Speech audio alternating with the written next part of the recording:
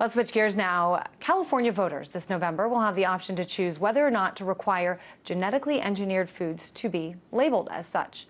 Proposition 37 is drawing quite a bit of support, with a recent poll taken by Pepperdine University showing 69% of respondents in favor of this labeling. But we should mention that genetically engineered foods are not some sort of rare commodity. According to the California's Legislative Analysis Office, in 2011, 88% of all corn and 94% of all soybeans produced in the U.S. were grown from genetically engineered seeds. And between 40 and 70% of food products sold in California grocery stores also contain some GE ingredients. And the cost of regulating the labeling of genetically engineered foods between a few $100,000 and more than $1 million every year. And speaking of money, as with most political issues, there's another powerful force behind Prop 37, a whole lot of money. Yes on 37 has raised $2.4 million. No on 37 has raised $9.9 million. So what's this proposition all about, and why should it matter to those in and out of California? Well, I'm joined now by Ronald Bailey, science correspondent for Reason Magazine, who also wrote the book Liberation Biology, the Scientific and Moral Case for the Biotech Revolution. Hey there, Ronald. I know that you have written that Prop 37 is an anti-science campaign that flies in the face of an overwhelming scientific consensus that genetically modified foods are safe and healthy. First question, I mean, what's anti-science about having consumers know the facts of their food? Well, the interesting thing about labeling in the United States is it's not about facts. What we have in the United States is a rule that basically we put labels on food for two reasons: nutritional information or safety or warning information. In neither case would that apply to genetically modified crops or ingredients derived from genetically modified crops. They are completely safe. Every independent scientific body anywhere in the entire world that has ever evaluated the current crops have evaluated them and said that they are perfectly safe for humans to eat, and that they are no different nutritionally from conventional or organic crops. So there's no reason to label them. So why do these people want the labeling? The reason they want it is because they know that Americans would treat the label as a warning label, and therefore would steer away from these types of crops, from conventional crops even, and move in the direction of the organic crops that they are promoting to their profit. But I guess when you look at especially the money that's involved, and of course, you know, as we know, every single proposition, I'm a California resident, grew up there and everything, every prop has a whole lot of money backers on both sides who have something to gain and something to lose. But what I'm curious about is why not put that money into convincing people and educating people on what you just said to me, which is that, you know, science, quite a few scientists have shown that genetically engineered foods are in fact safe to eat. Why not educate the people instead of trying to prevent it from appearing on labels?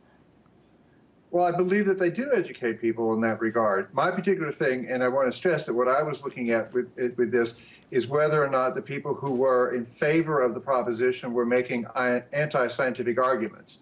I don't want to get necessarily into the labeling education argument. I just want to make sure that people understand that the folks that are saying yes to Proposition 37 are doing it for less than honorable reasons. They are actually misleading California voters about where the science stands on the safety of these products. They're claiming in their materials behind the yes on Prop 37 that there's evidence that genetically modified crops can cause human harm or harm to human health. And that's simply not true. And that was the main thing that I was focusing on in my particular article. I do not want people to think that there's some sort of consensus behind this, that somehow genetically modified crops are a danger to people. They flatly are not. And the people who are promoting this proposition are lying to the voters in California, and that's what I wanted to focus on. But when you look at who's promoting this proposition, and you especially look at where the money comes from, the majority who are in favor are organic farmers, they're owners of organic restaurants, they're consumer interest groups, and 35% of the money that's been raised has been from inside of the state. Now let's look at the $9.9 million, significantly more money. that is coming from large corporations. Corporations like Monsanto, Coca-Cola, Del Monte, Nestle, and just 9.6% of the money raised coming from inside of California. So how do you convince California voters that these large corporations are the ones with their best interest at heart? Well, first of all, I'm very puzzled. I kept looking for any money from Monsanto in this initiative, and I could find none. If you have some, please let me know, because I'd like to find it. But what's interesting about it is that in a certain way, this initiative process is going to be an educational process. Basically, both sides are trying to spend money to convince voters that they are right. And I think that this way will help educate the California voters. And I'm hoping that everybody will stick to the scientific arguments. Now, with regard to money coming from outside the states, one of the problems is that the leading companies are worried about this is because what would happen is if you have this labeling in California, all of a sudden that would apply essentially to the entire country. We're not going to start segregating food just for California and then not for the rest of the country.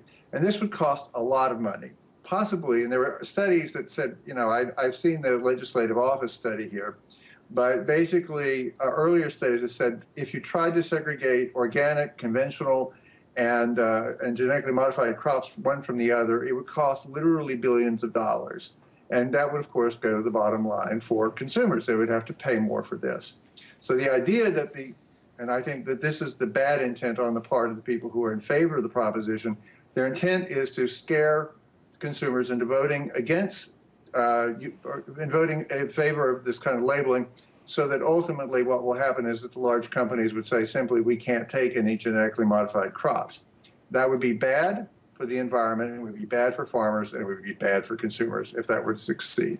But, perhaps that's the case here in the U.S., but let's look at where else this goes on. Genetically engineered foods are already labeled in several European countries, the European Union, Japan, Australia, and China. So why, don't they have a problem with putting, the ingredients essentially on their labels, and why do we?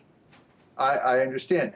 And if you look at it, the fact of the matter is because of that labeling, there are very few products that actually contain genetically modified ingredients in those countries. In other words, the scare campaigns have succeeded in Europe, Japan, Australia, and other countries. And now the attempt is to do the same thing here. It is, again, an anti-scientific campaign, and they know that because it worked in Europe, it'll work here, and that's what I'm afraid of. I'm wondering, Ronald, why you think that this particular proposition has gained so much attention from around the country, so much national attention. What's the big deal here that others should care about? Again, as I say, what will happen is that if it happens in California, it is likely then to be rolled out across the country. I think that's why we're getting that kind of attention. What are the polls showing that you're seeing? I talked in the earlier part of the show about the Pepperdine poll that shows 69% are in favor. Are you seeing different numbers? No, actually, I'm seeing higher numbers. The ABC News did a poll even earlier this year, I think it was in July, and found that it was 93% of Americans would like it to be labeled. And the problem with that, as I say, is that we label the United States on scientific grounds and not on consumer right-to-know grounds. The way to think about it is, I believe that people should be able to voluntarily label their products however they would like to do it, but they should not require the rest of us to pay for their particular kinds of fears. I mean, for example, kosher labeling is the way it works now is voluntary. You have people who go into the factories and production, and they look and make sure that the rules are followed, and therefore they can label their food as kosher. The same thing with organic, and I see no reason why we can't do that voluntarily across the country, but my objection is requiring the rest of us consumers to pay for the fears of a few. All right, Ronald Bailey, science correspondent for Reason Magazine. Thanks so much for joining us. Thank you very much.